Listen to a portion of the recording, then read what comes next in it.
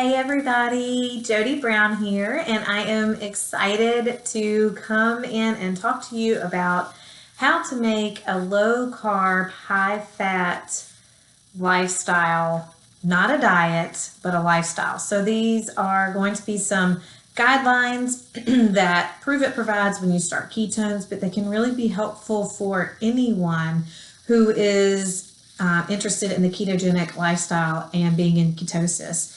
So I want to make sure and stress that I said lifestyle, not a diet. I don't do well with the idea of diets. Diets have like that start and end date, and that's not what we're doing. We're looking for something that can help us to burn fat, have more energy, feel better, sleep better, be in a better mood, not be so focused on food all the time, starving ourselves, just obsessing over how hungry we are, but doing what is good for our bodies and sustaining as a lifestyle. So there are lots of benefits to the ketogenic lifestyle, but we're going to go over kind of 8 tips of how to make this a lifestyle, how to break it down very simply into those 8 little tips and see if that can help you get going. So the first one is simply get into ketosis. So ketosis is when your body begins to burn fat for fuel rather than glucose. That's the simplest terms to not get all sciencey. But one way to do so is to obviously follow the ketogenic nutrition plan. Also utilizing ketones. So exogenous ketones help your body to get into a state of ketosis within an hour. You can take one a day in the morning between like 6 and 9 a.m.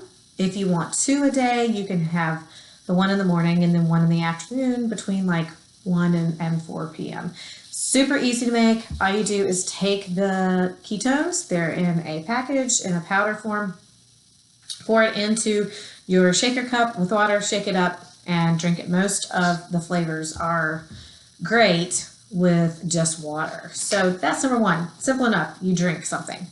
All right, number 2, you're going to drink something else. It's called water. We've got to make sure to give ourselves plenty of water. So make it a goal every day to take your weight, divide it by 2, and you want to get at least half your weight in ounces of water daily.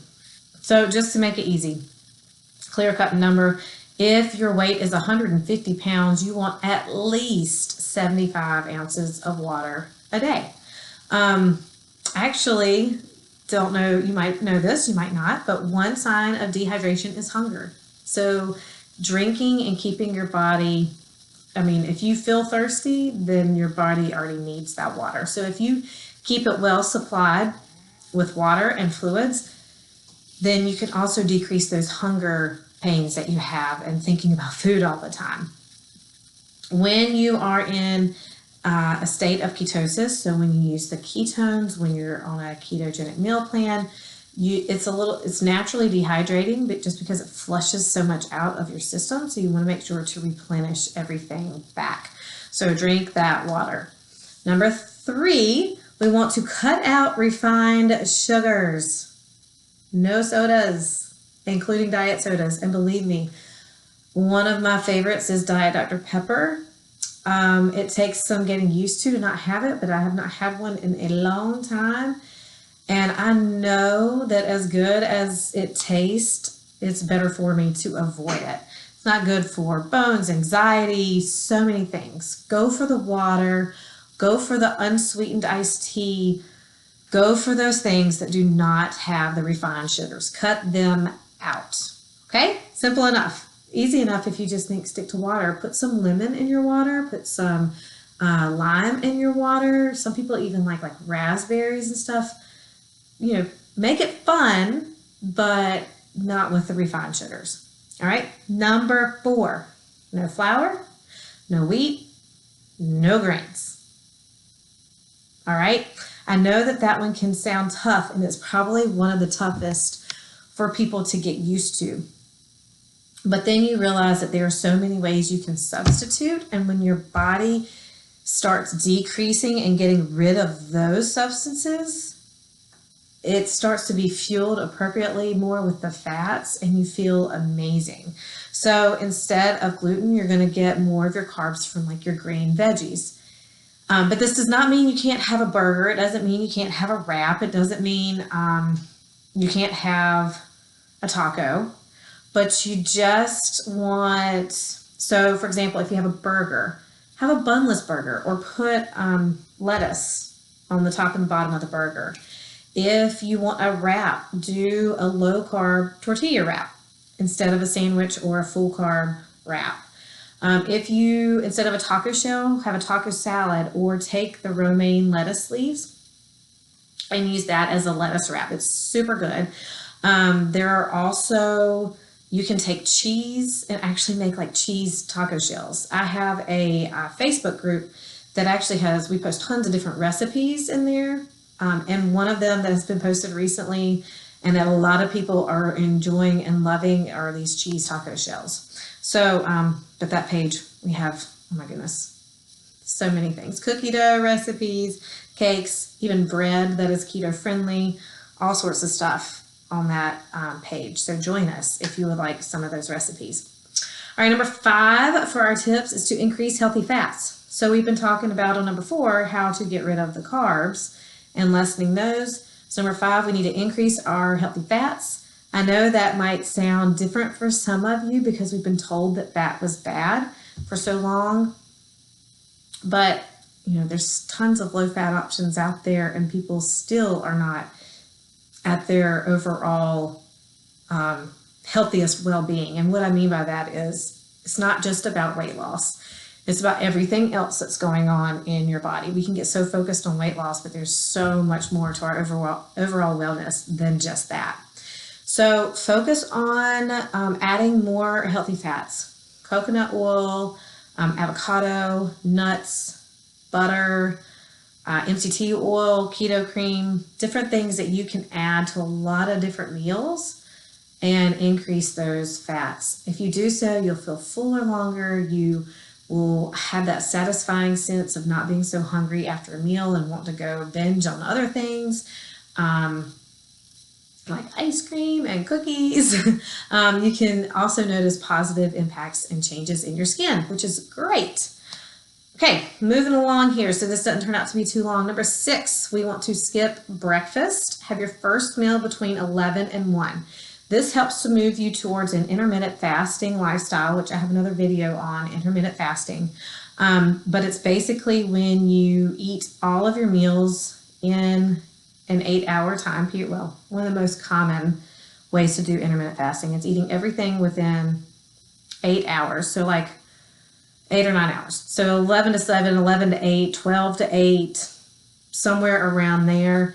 Has a lot of benefits. If you want to check that out, check out my other video on that. But if you go ahead and start getting in the habit of eating breakfast between 11 and 1, then that kind of helps to shift everything towards that lifestyle. As you get started in decreasing those carbs, you can start to look at it as trying to limit to like 100 carbs a day. When you're beginning, suggestions would be 65% fat, 25% protein, and 10% carbs when you're looking at how the breakdown of your foods go per day. When you start to see results and start to feel how amazing you feel and you want to take it to the next level and you feel like you have that good meal prep, bounce it to the next level. Do 80% of fats, 15% protein, and 5% carbs. And you notice that this is moderate protein. This is not high protein. All right, this is moderate protein. It's high fat, not high protein. All right, number 7 is start your fast by 8 p.m. And this kind of comes off of number 6 a little bit. But it's like I mentioned, if you do that intermittent fasting, you're kind of cutting off at 8 p.m. So there's no night snacking. You're eating most of your meals between like 12 and 8 or 11 and 8. But your body, as much as we might think it doesn't need food every few hours. And if you cut off by 8 p.m.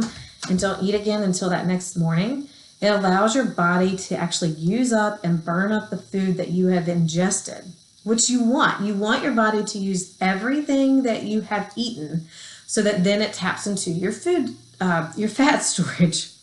So you want to use up that stored fat. So if you give your body that time overnight to do so, it's going to make it a lot easier on your body. All right, number 8, move. Move. You don't have to get out and do an hour-long workout. If you want to, that is great. I'm a huge proponent of fitness as a part of a healthy lifestyle. I think there are so many benefits to that as well. But I'm not telling you that you have to go out for 2 hours to the gym. Go walk your dog, walk your kids, take the stairs, park further away. Just move your body, dance, lift weights if you want to, do cardio if you want to, whatever you prefer, but move your body. All right, so those are my top 8 tips for making this low carb, high fat lifestyle a part of your life, with the one added bonus of tip of sleep. Get enough sleep. Try to go to bed by 11 p.m. every night so that your body can get rejuvenated and have the energy to get going for the next day.